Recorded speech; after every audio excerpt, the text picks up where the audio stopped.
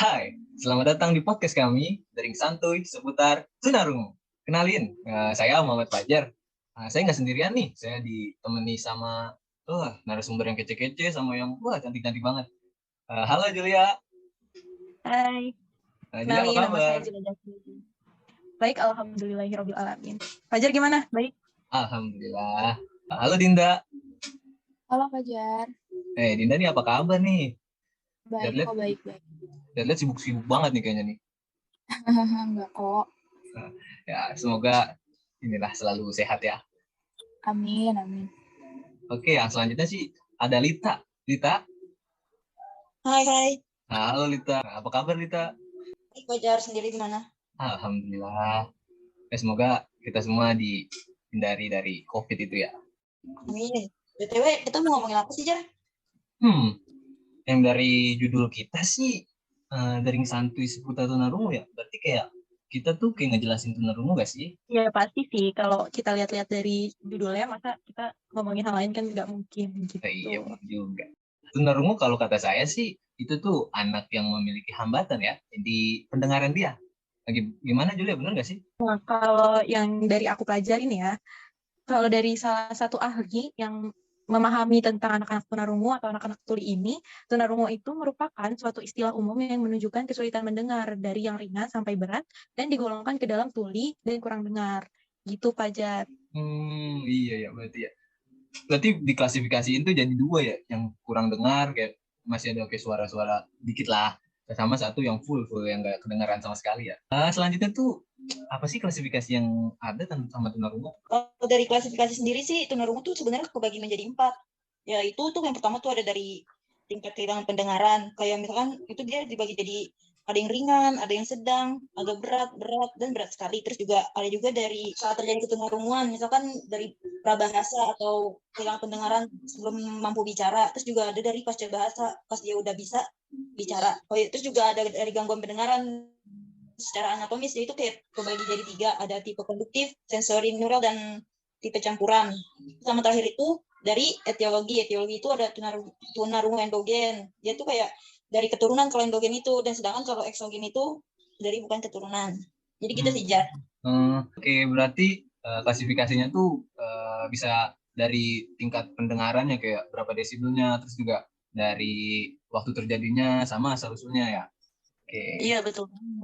Dari yang kalian jelasin nih ya, apakah kalian pernah kayak observasi langsung gitu ya ke anak tunarungu atau belum ya, gitu kira-kira? Pernah sih, kita pernah observasi anak tunarungu.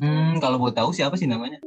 Izin jawab ya, untuk yang kemarin kita observasi itu, nama anaknya itu Bimo Suci Saputra.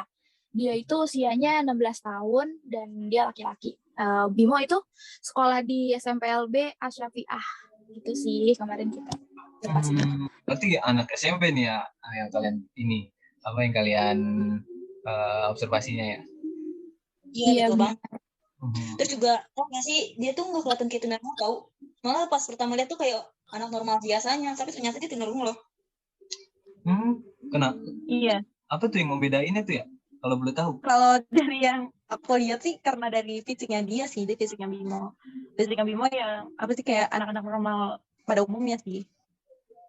Tapi ada yang karakteristik spesifikasi dari Bimo nggak sih yang dia membedakan dari anak-anak normal lainnya sih? Sebenarnya tuh pasti ada sih. Salah satu itu dari aspek perbedaan aspek emosionalnya Bimo. Bimo tuh dia salah satu anak yang menarik diri dari lingkungannya gitu. Bimo tuh ngejauh gitu dari lingkungannya. Bimo ya nggak mau main sama teman-teman seusianya, tapi yang dengar gitu. Maksudnya anak-anak tanpa hambatan. Karena Bimo ngerasa kalau orang-orang itu mengucilkan dia. Walaupun kita nggak pernah tahu orang itu benar ngucilin Bimo atau enggak. Tapi Bimo ngerasanya tuh kayak gitu. Makanya Bimo tuh menarik diri dari lingkungannya. Tapi kalau misalkan Bimo main sama teman-teman yang sesama tuli, mereka main seperti biasa. Cuman emang kalau si Bimo sendiri itu menarik diri dari lingkungannya gitu sih. Berarti masih banyak kayak yang diskriminasi dari teman-teman normal lainnya ke anak-anak tunarungu? Pasti masih banyak, karena masih kurang pemahaman sih dari orang-orang awam tentang anak-anak tuli gitu. Tadi saya dengar kalau anak tunarungu itu kan memiliki bahasa dari yang prabahasa sama yang udah bisa bahasa ya. Nah, itu kalau misalnya Bimo tuh apakah dia tuh masuk di prabahasa atau dia yang sudah tahu bahasa ya? Kalau Bimo sendiri tuh dia tuh prabahasa, jadi dia tuh kehilangan pendengaran tuh dari sebelum dia lahir ya, dari pas dia lahir. Jadi dia benar-benar emang nggak bisa dengar. Iya, kayak gitu. Emang udah Penyebabnya dari juga kan karena apa itu penyebab dari penyebabnya juga Bimo kan itu? karena ini. Penyebabnya karena si ibu Bimo itu terkena penyakit rubella atau yang sering dikenal tuh campak Jerman. Itu yang menjadi penyebab Bimo akhirnya menjadi anak tunarungu. Itu. Jadi seperti itu tuh. Tapi kalau dia komunikasi sama orang tuanya tuh kayak gimana? Apa dia cuman pakai ngomong seadanya atau kayak gimana ya? Menurut Dinda itu tuh si Bimo tuh komunikasinya melalui apa ya? Menurut ibunya Bimo, dia untuk berkomunikasi dengan ibunya itu kayak ibunya cuman kayak si Bimonya itu bilang kayak makan kayak gitu doang sih, terus ibunya kayak ngerti gitu, terus kayak sambil diulang-ulang gitu ibunya ngomong sampai dia ngerti gitu sih yang kemarin aku dengar dari ibunya. Mau nambahin ya, jadi tuh Oke, kalau silakan. misalkan ibunya Bimo itu bilang kalau bicara itu kalau di keluarga itu cuma menggunakan bahasa mulut atau enggak, maksudnya orang tuanya itu enggak intens menggunakan bahasa isyarat. Jadi kalau misalkan Bimo lapar, dia cuman kayak megang perut sambil mulutnya itu kayak ngomong lapar. Jadi lebih ke oral dia ya, oral dia yang berbahasa sama gestur tangan kemana misal ke perut gitu-gitu ya. Iya, kayak gitu. Oke oke. Untuk kegiatan sehari-hari tuh atau kehidupan sehari-hari Bimo tuh apa dia masih bergantung pada orang tuanya atau gimana ya Lita? Kalau Bimo sendiri tuh asli dia tuh orangnya mandiri banget. Kayak gimana Bener-bener tuh mandiri. mandirinya? Dia tuh dari 5 SD aja tuh dia tuh udah nyuci baju sendiri, kayak bener-bener gak mau ngerepotin orang tua gitu loh. Kayak terus juga kata ibunya tuh dia pas masih kecil tuh udah mau cebok sendiri, kan biasanya kalau anak-anak kan maunya dicebokin ya sampai misalnya kelas 1 SD kayak gitu. Soalnya adik saya sendiri pun maunya dicebokin, tapi kalau Bimo tuh beda loh, kayak dia tuh maunya sendiri, dia nggak mau ngerepotin orang tua. Terus juga kadang kalau ibunya kan kerja, kalau ibunya lagi kerja terus Pak Bimo di rumah sendirian, dia tuh selalu ngerapiin rumah kayak gitu. Jadi pas nyampe rumah tuh ibunya tuh udah tinggal istirahat aja, jadi nggak perlu ngurusin rumah yang berantakan lagi, soalnya udah dibantu sama Bimo. Keren sih. Keren banget ya. Udah kayak anak-anak normal lain ya, malah lebih ini lagi, lebih mandiri lagi dari anak-anak lainnya. Iya, lebih mandiri. Karena anak Parah ya. rumah kan kebanyakan juga Iya, nggak terlalu banyak yang ini. manja ya. Bener lupa. Aduh, banyak banget. Aduh, Mageran.